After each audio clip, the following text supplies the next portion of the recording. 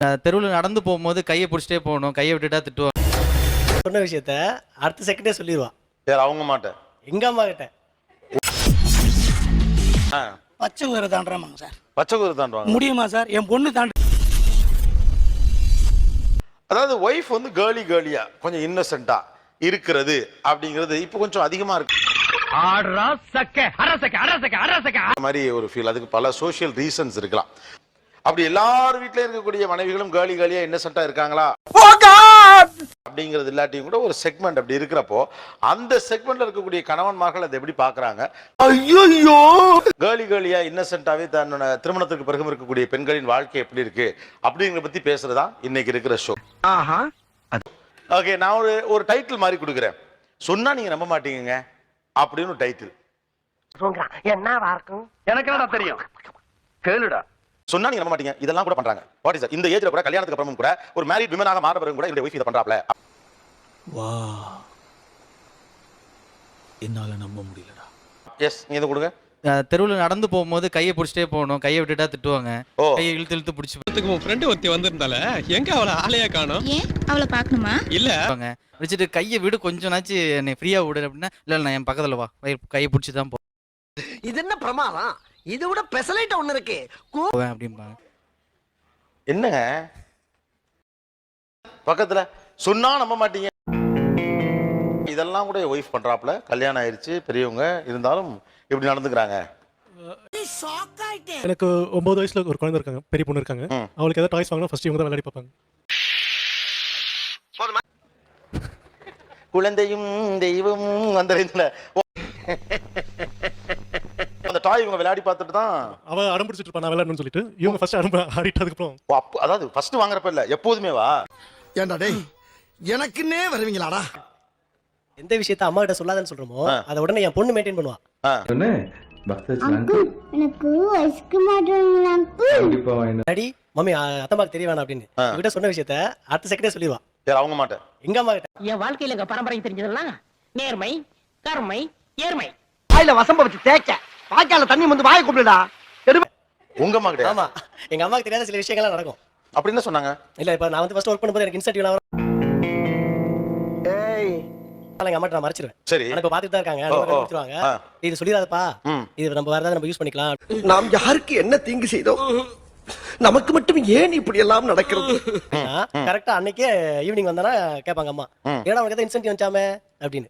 பொதுவா இதெல்லாம் டிபார்ட்மெண்ட் மேல பூரா கோவமா இருக்கேன் நானு. போ போ. பொண்டாட்டி தான் அம்மாட்ட சொல்லாதீங்கன்னு புருஷன்ட்ட மறப்பாங்க. ஆமா, ஆனா இதுக்கு அப்படியே உல்டாவா இருக்காங்க என்னோட வைஃப். பின்னால சார் நீங்க நம்ப மாட்டீங்க. அதான் நானே சொல்லிட்டேன், அந்த ரேஞ்சில இருக்கணும். இல்ல கடைக்கு போவேன், பையனும் வருவான், கூட என் ஒய்ஃபும் வருவாங்க. அப்பா எனக்கு லேஸ் வேணும், இது வேணும். ஆனா அவங்க மட்டும் வந்து தேன் மிட்டாய் வாங்கி கொடுங்க, பள்ளி மிட்டாய் வாங்கி கொடுங்க, கமர் கட்டை வாங்கி கொடுங்க. இன்னும் கூட இன்னமா தேன் மிட்டாய் எல்லாம் கேக்குறாங்க. இன்னும் கூட கேக்குறாங்க. சின்ன வயசுல இருந்தே ரொம்ப பிடிக்கும் சார். சபா, இப்பவே கண்ணை கட்டுது. சின்ன வயசுல தான் பிடிக்கும். சார் எங்க வீட்ல கரண்ட் கட் ஆனாலே ஆடுற கேம்ஸ் இது ஒண்ணுதான். என்ன இந்த என்னடா நடக்குது இங்க? நான் மேல வந்துட்டேன்டா. கொக்கோ பரப்பரை, கோழி பரப்பரை, இந்த மாதிரியான கேம்ஸ் நிறைய தடவை ஆடி இருக்கேன். இந்த மழையில கரண்ட் எல்லாம் கட் ஆச்சு 3 நாள். 3 நாள் ஏன் இப்படி பாக்குறாரு? இந்த கேம்ஸ் தான். எங்க ஊரே வெள்ளத்துல மிதந்து இருக்கு, நீங்க கொக்கு பரப்பற கோழி பரப்பறன்னு இருந்திருக்கீங்க. அப்புறம் என்னமா கேம்ஸ் இருக்கு? ஆக்கு பாக்கு வெத்தல பாக்கு, அது super game. Super game, very nice. இது என்ன பிரமாதம்? இதை விட பெசலைட் ஒண்ணு இருக்கு. வேறமா வேற கேம்? அப்புறம் ராஜா ராணி விளையாடும். இதெல்லாம் உங்க ஹஸ்பண்ட் ஒழுங்கா விளையாடுறாரமா? ஃபாலோ பண்றாரா? சூப்பரா விளையாடு. சூப்பரா விளையாடுறாரு.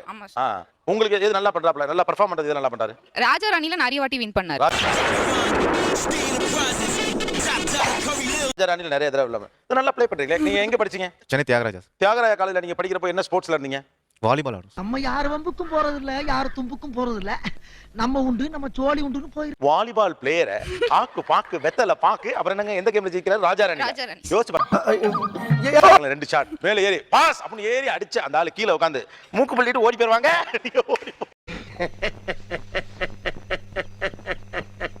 அவசரமா வருவா. வந்தவங்க இந்த லஞ்ச் பேக்ல தூக்கி போட்டு ரிமோட் கொடுங்க ரொம்ப அவசரமா கேப்பா. சரி ஏதோ முக்கியமா டிவி பார்க்க போறான்னு நினைச்சா என்னவா இருக்கும்? எனக்கு என்னடா தெரியும், கேளுடா. கார்ட்டூன் நெட்வொர்க் வச்சு போக்கிமான், சின்சான் ஒரு நைட் ஒரு 8:30 மணி வரைக்கும் ஓடிட்டு இருக்கும். மார்னிங் தான் ஒரு குழந்தைங்க எபிசோட் முடிச்சோம். நான் டோட்டலா வேற ஒரு எபிசோட் ஃபீலிங்ல வந்திருக்கேமா. இன்னமும் டாம் அண்ட் ஜெரி காலையிலே தான் ஓடிச்சு. ஐயோ இங்க படுத்துற நிமிஷம்னால தாங்க முடியலையே. தலை வலிக்குதுடா, தலை வலிக்குதே. வந்து அவசர அவசரமா டாம் அண்ட் ஜெர்ரி பார்க்கணும்னு ஏதாவது இருக்கா என்ன? இல்ல சார் அந்த டைம்க்கு தான் ஷோலாம் வரும். ஆஹா. உங்களுக்கு யார் ரொம்ப பிடிக்கும்? ஷின்சான். Japanese cartoon. ஆமா. ஓ பட் உங்களுக்கு ஸ்டில் இப்பவே கண்ணை கட்டுது. You like cartoons? ரொம்ப பிடிக்கும். ஓ இவர் இல்லனா கார்ட்டூன் தான் பாப்பேன். இல்ல இவர் சரியா இல்லனா இல்ல அவரையும் பார்க்க வச்சிருவேன்.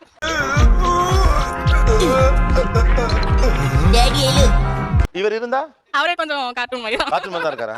Sing song nice. வெளில எங்கேயா போறோம் ஃபேமிலியோடனா குழந்தைய தூக்கிப்பேன் கையில. என்னையும் தூக்கிப்போங்க.